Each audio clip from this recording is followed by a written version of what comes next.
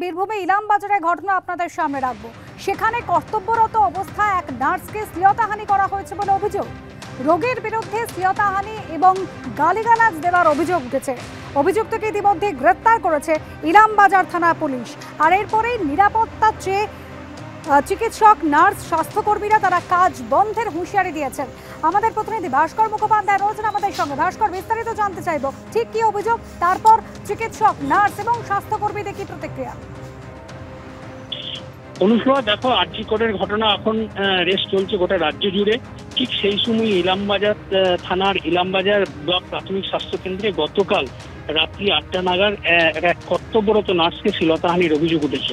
অভিযোগ যে ইলামবাজারই বাসিন্দা শেখ আসাউদ্দিন, সে ভর্তি হয় এখানে ইলামবাজার ব্লক স্বাস্থ্য কেন্দ্রে এবং তার জ্বর ছিল, এবং সেই সময় যখন চিকিৎসা করছিলেন কর্তব্যরত নার্স, সেই নার্সকে প্রথমে গালাগালি করা হয়, তারপর তার শরীরে বিভিন্ন জায়গায় হাত দেওয়া হয় এবং পুরো বিষয়টি সিসিটিভি ক্যামেরা বন্দী হয়েছে, কারণ তার মাথার উপরেই ঠিক সেখানে সিসিটিভি ছিল।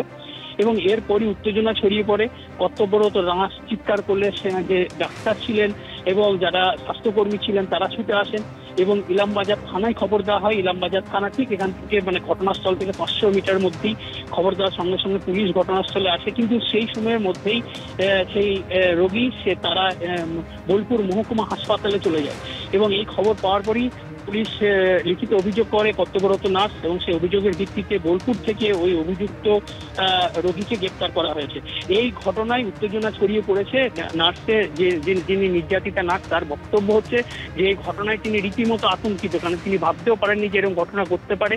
এবং তারপরে তিনি লিখিত অভিযোগ করেন এবং অভিযোগ গ্রেপ্তার হয়েছে, কিন্তু তিনি রীতিমতো আতঙ্কে আছেন। তার বক্তব্য হচ্ছে যে তারা রাতে ডিউটি করেন, কিন্তু কোনো পুলিশ থাকে না, এখানে কোনো নিরাপত্তা রক্ষী থাকে না, বেসরকারি বা সরকারি কোনো নিরাপত্তা রক্ষী নেই। তারা বারবার আবেদন করেছিলেন, কারণ এর আগে অনেক ঝামেলা হয়েছিল এখানে, কিন্তু কোনো রকম কোনো নিরাপত্তা রক্ষী ছিল না। তারা রীতিমতো আতঙ্কে আছেন। অন্যদিকে যিনি কর্তব্যরত ডাক্তার ছিলেন, তার পক্ষে এবং স্বাস্থ্যকর্মী যারা রয়েছেন তাদের বক্তব্য হচ্ছে যে এই ঘটনার তারা বিচার চাইছেন। একইভাবে তারা নিরাপত্তার দাবি জানিয়েছেন। তাদের বক্তব্য, যদি নিরাপত্তা রক্ষী যদি এখানে মোতায়েন না করা হয় 24 ঘন্টা, তাহলে তারা কর্মবিরতি দিয়ে যেতে পারেন। একইভাবে আজকে সকাল 9টা থেকে যারা স্বাস্থ্যকর্মী, ডাক্তার, নার্স রয়েছেন তারা এখানে মিছিল করবেন। তাদের বক্তব্য হচ্ছে আরজি করে এত বড় ঘটনা ঘটেছে, যখন রাজ্য উত্তাল, সেখানে কিন্তু যে গ্রামীণ স্বাস্থ্যকেন্দ্রগুলি রয়েছে সেখানে তার কোনো নিরাপত্তা নেই। এখান থেকে 500 মিটারের মধ্যে ইলামবাজার থানা, কিন্তু এখানে কোনো রকম কোনো সিভিক কর্মী বা পুলিশ কর্মী এখানে মোতায়েন করা হয়নি। ঘটনার পর আজ সকাল থেকে, কাল রাত থেকে মোতায়েন করা হয়েছে পুলিশ কর্মী। ধন্যবাদ ভাস্কর।